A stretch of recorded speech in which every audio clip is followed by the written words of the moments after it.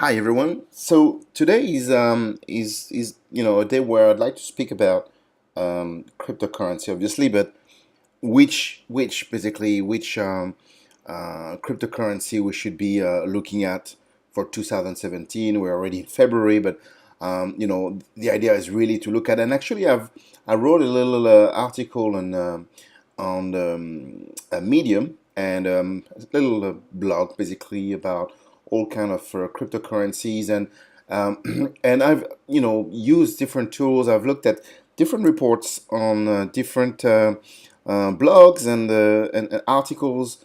Looking at probably 20, 30 articles on which cryptocurrencies you should invest in 2017, which one is truly a winner. So obviously, Bitcoin is right now is running really, really, really well. We're at above $1,100 in price, closest ever to the highest in for Bitcoin. So super exciting time for cryptocurrency. I think people really start to catching on what cryptocurrency is. I do believe though that a lot of this is still a lot of speculation. Buying and selling, buying and selling, buying and selling. It's all about investment and not so much about usability. And helping out those 2 billion people who do not have banking access yet, and I think that's a shame. But now, if look at all these cryptocurrencies, you will see that a few of them really, really came out, and in the blog I wrote, one that really impressed me. Actually, two of them has been Dash and Monero, and those two, as you see in the graph, I've seen like tremendous momentum. And I think, for those who want to speculate and buy cryptocurrency and sell it, well, two things. One is super risky, okay, because anything except Bitcoin, basically, we've seen a lot of cryptocurrencies like Litecoin and others who've been going really well at the beginning, and boom, they kind of failed. I mean, no much trading volume after that. You see a spike at the beginning, and boom, everything goes flat after that. So you got to really be really careful when it comes to cryptocurrency.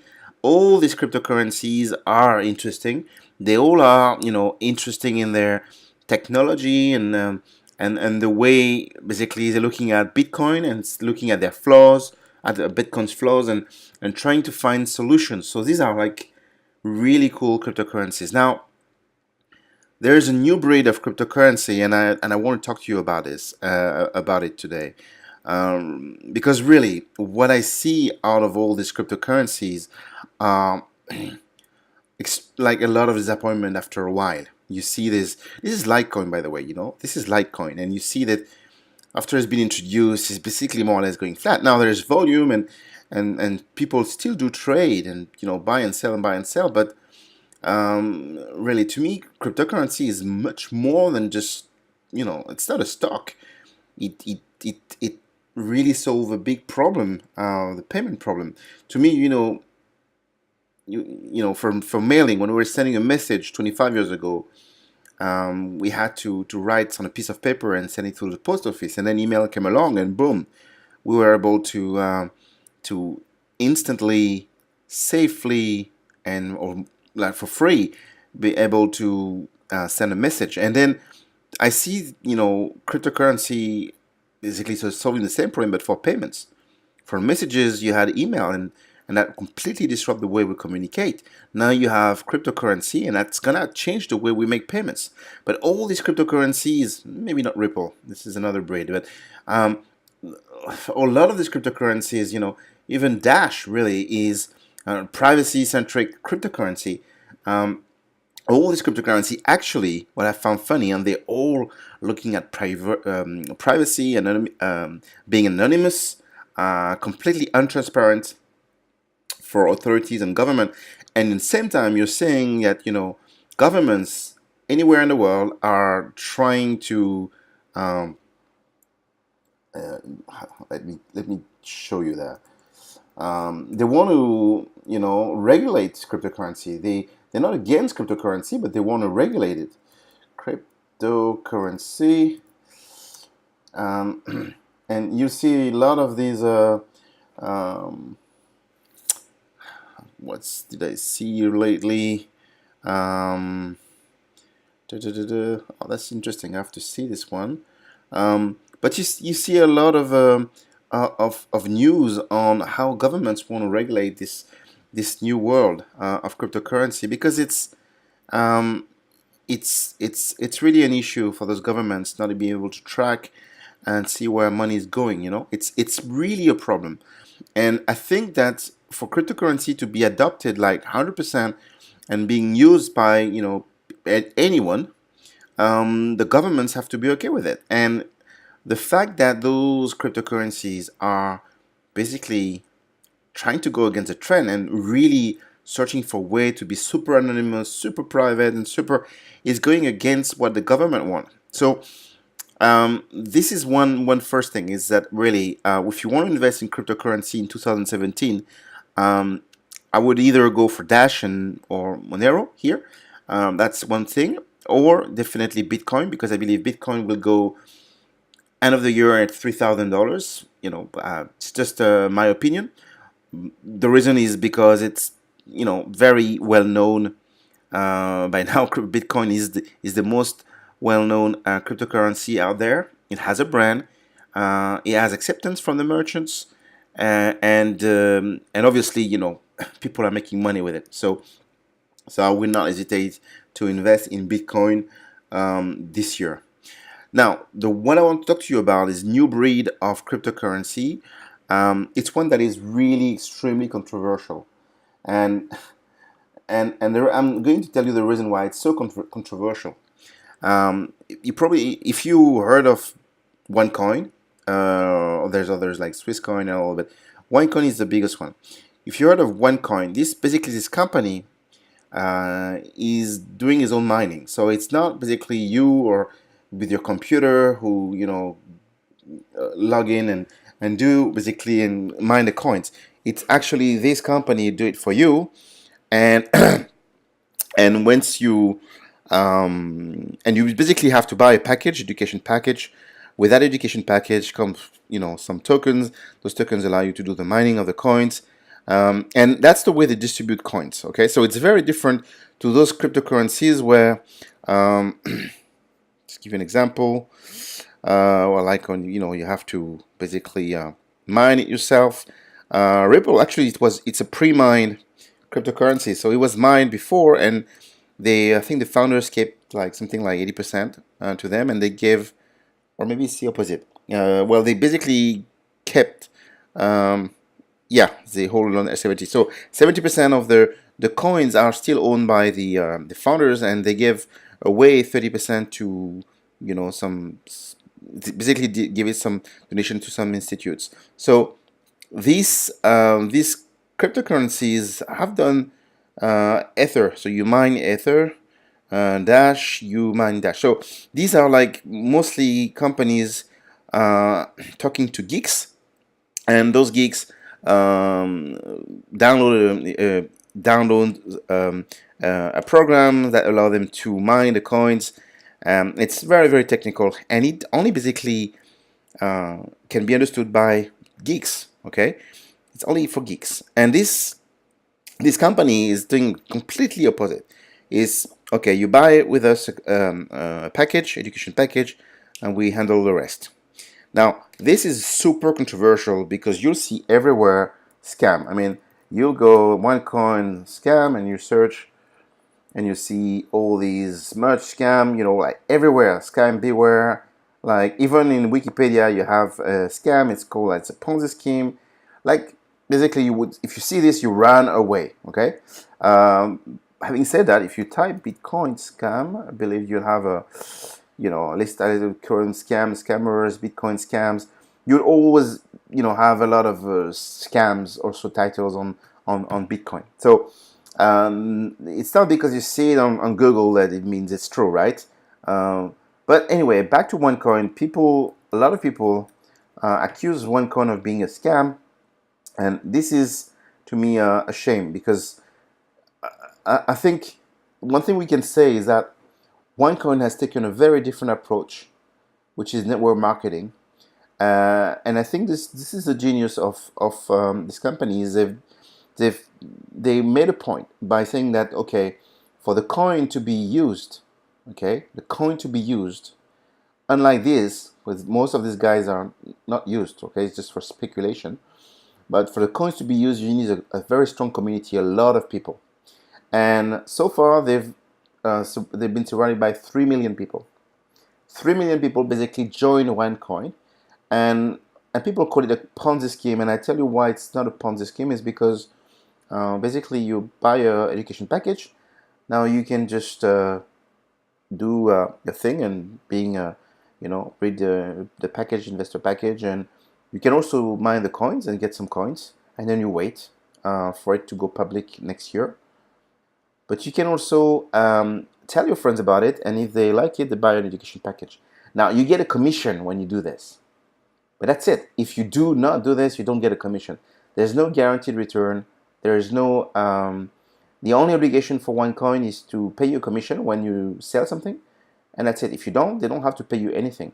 And the Ponzi scheme, uh, and it's not only this, but the Ponzi scheme usually is that you get a guaranteed result, a guaranteed return on your investment, and you need the new people basically to pay. You need newcomers all the time to pay for these guaranteed returns. And if by some reasons the number of people decrease, then you don't have enough people coming in to pay for the rest, and then this collapse. With OneCoin, it's absolutely not like this. It's just that if you bring in business, they pay you a commission. If you don't bring in business, they don't pay you a commission. So people who call it a Ponzi scheme just don't know either what a Ponzi scheme is, or they don't know what OneCoin and how it works. Now, the second point is the blockchain, and they say this is the biggest problem. People say this is like the blockchain, the blockchain of Bitcoin, right? So you see basically the numbers running, and each of the block which compose the blockchain is always recorded, and the fees and transactions and the total output and input. I mean, you got a lot of numbers basically with a lot of info, and they're basically telling you that this is, which is really important, and it's true. You don't have it with One Life or OneCoin. So this is actually bullshit. These people who are telling you this haven't been into OneCoin. You basically see that every minute that you have. This is the mining, by the way. They mine 50,000 coins every minute. So people call it bullshit, and they say that this is wrong. I'm telling you this. I believe that it might be bullshit. Let's assume that this is all like fake and all. Okay, that could be bullshit. We don't know it's bullshit. What we know is that they've been investigated in 20 countries and nothing happened. Okay, that's number one, and number two, they've announced in April next year that they will come out. The blockchain basically will go public, and anyone will be able to mine the coins if they want to. Okay, so I would suggest anyone who's calling it a scam to first open an account and really look at it. I mean, what do you get?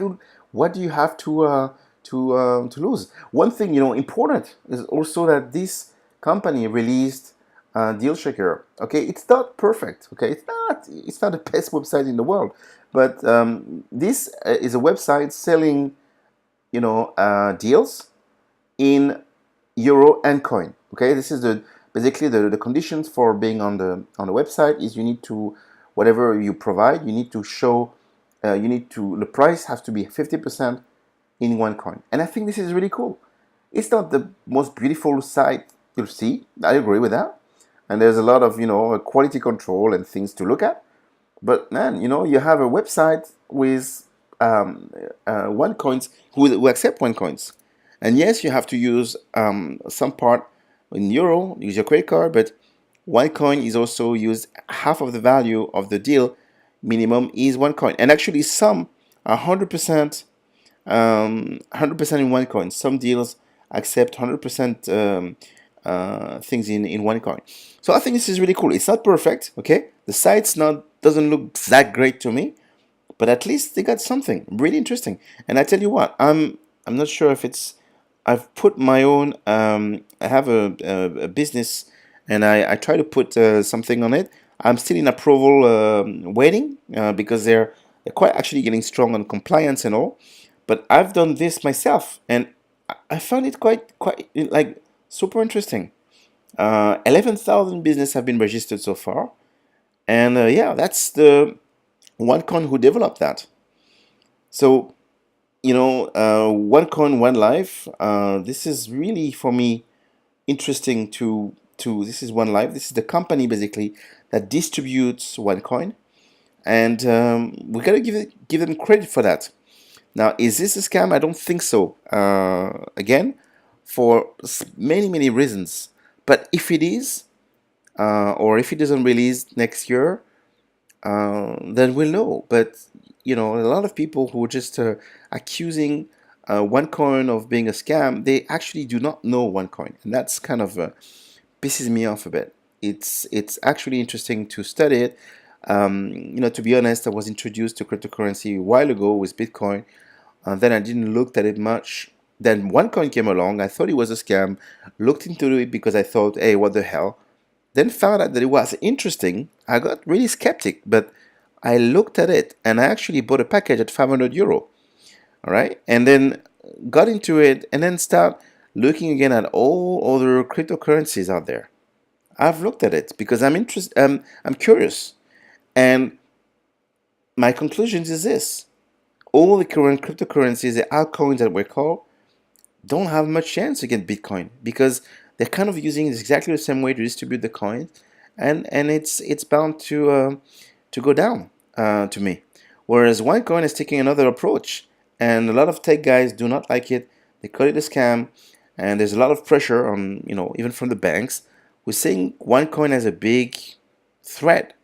So I would just suggest you to do a little bit of research on OneCoin and just open your mind because remember, Bitcoin was in the early days called a scam, and you would find many articles explaining why it was a scam, even a Ponzi scheme, and now it's becoming widely accepted worldwide. And I think it would be great, really, to have an alternative cryptocurrency, and OneCoin could do the trick. I would be happy. If it's another cryptocurrency, that's fine.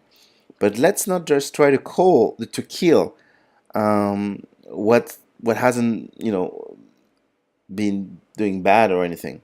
Let's not just keep their options open. That's at least my conception of things. So I hope I hope it was interesting for you. Again, I recommend you to have a look, have a quick read at my post. I'm gonna publish it right now. So hopefully it was interesting for you. And if you have any comments and things, you can post it on this YouTube channel, Crypto Expert. Thank you and have a wonderful day.